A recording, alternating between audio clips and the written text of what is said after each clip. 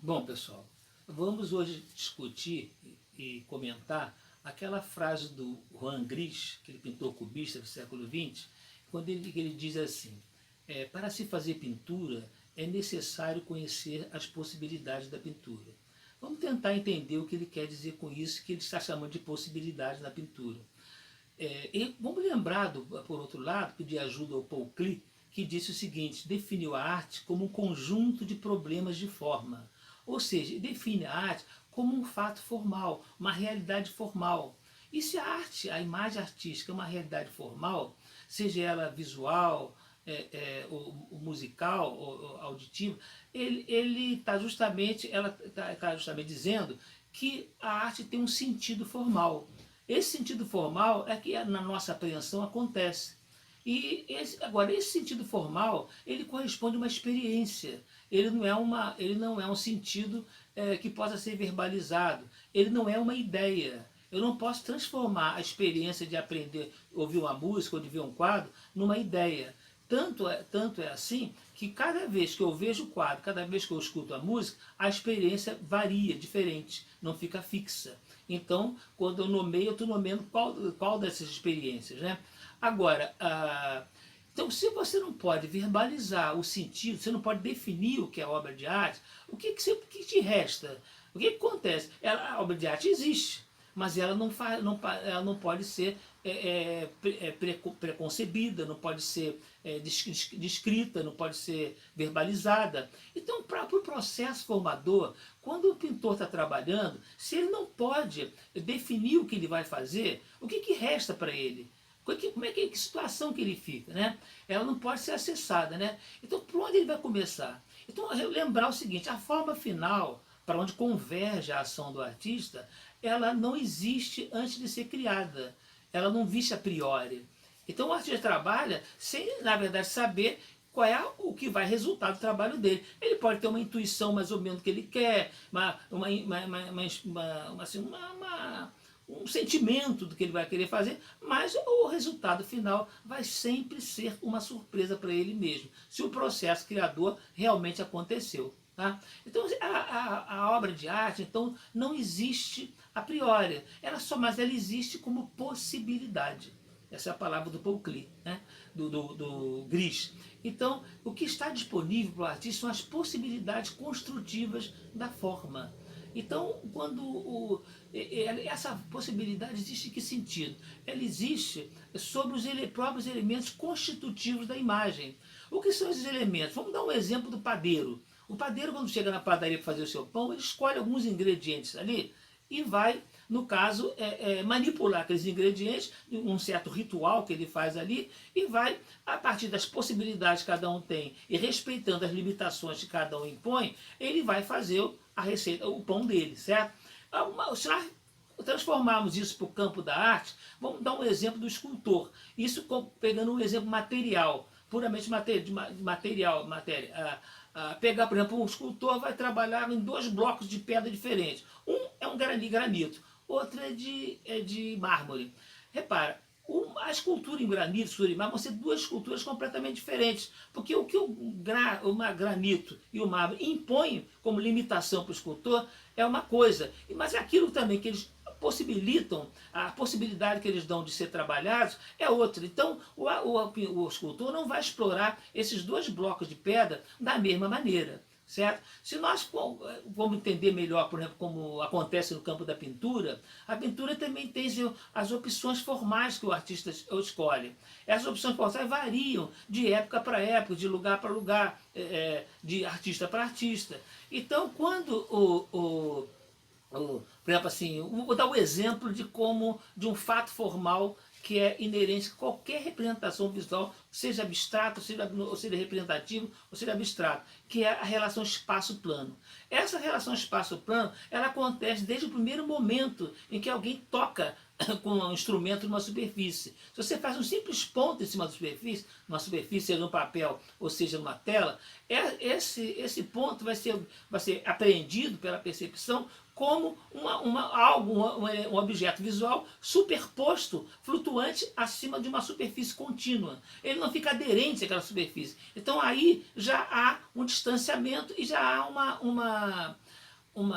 já há uma relação de espaço-plano, uma espacialidade já se criou ali. Certo? Então, essa relação espaço-plano foi explorada ao longo dos milênios todos, de uma maneira ou de outra. Alguns momentos históricos, alguns artistas privilegiam mais o espaço e outros privilegiam mais o ponto. Mas a tensão entre um e outro vai sempre existir. Essa tensão existe, é o que você entende, o trabalho do Cézanne. A produção do Cézanne, toda ela está em cima dessa relação e com a tensão que existe entre uma coisa e outra. Então, se você for para o Homem das Cavernas, por exemplo, para o Paleolítico, você vai ver o bisonte lá, ele está superposto a uma superfície, ele está distribuído ali de uma maneira completamente plana, não há nenhuma espacialidade ali. Se você vem para o Renascimento, você tem uma espacialidade muito intensa, mas também não quer dizer que será tudo assim. Um Paolo Cello, por exemplo, ele trabalha muito na parte plana da superfície plana do quadro.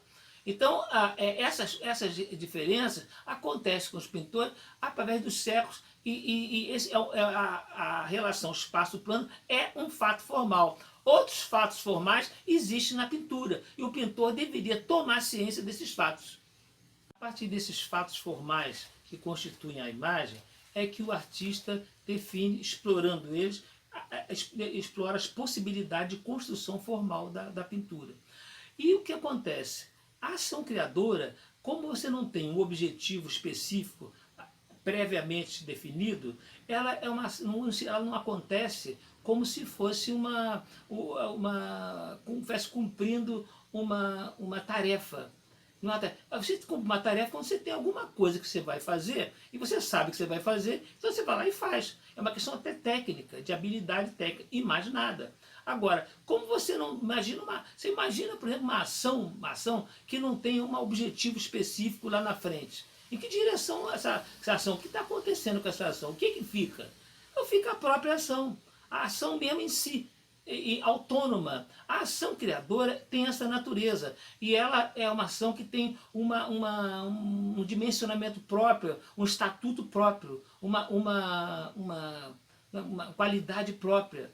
Ela não é uma coisa que, igual a ação normal, em que você tem sempre objetivos para ser atingidos e corre atrás deles. Então a ação criadora não é determinada pelo objetivo. Então o que acontece na criação? Acontece um fato muito simples, que é fundamental, que é o seguinte, que todo o problema da criação não está voltado para os finalmente, não está voltado para o final da coisa, está voltado para o percurso. O percurso do início até a imagem acontecer, a forma acontecer, é que está o problema da criação.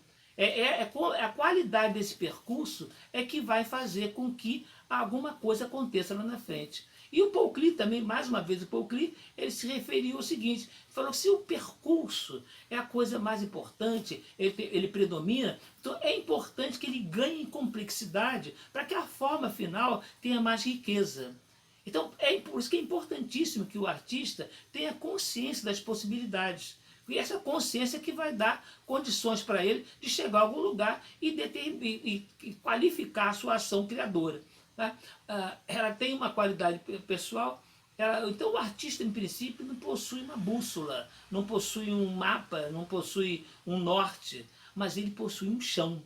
Esse chão qual é? Esse chão são as próprias possibilidades, essa consciência dos possíveis, do que ele pode fazer, do que ele pode explorar ali dentro. Tá? Então o campo da pintura é um campo amplo, muito amplo, e que tem uma série de relações ali, como eu falei, relação espaço-plano, em que o artista vai descobrindo e vai explorando essas relações. Tá? Ele explora essas relações observando os pintores que antecederam a ele. É na história que você encontra isso. Tá? O quadro, um pintor não pode olhar um quadro como um espectador comum. Ele tem que olhar o quadro e dissecar o quadro, se possível. Analisar o que o artista fez.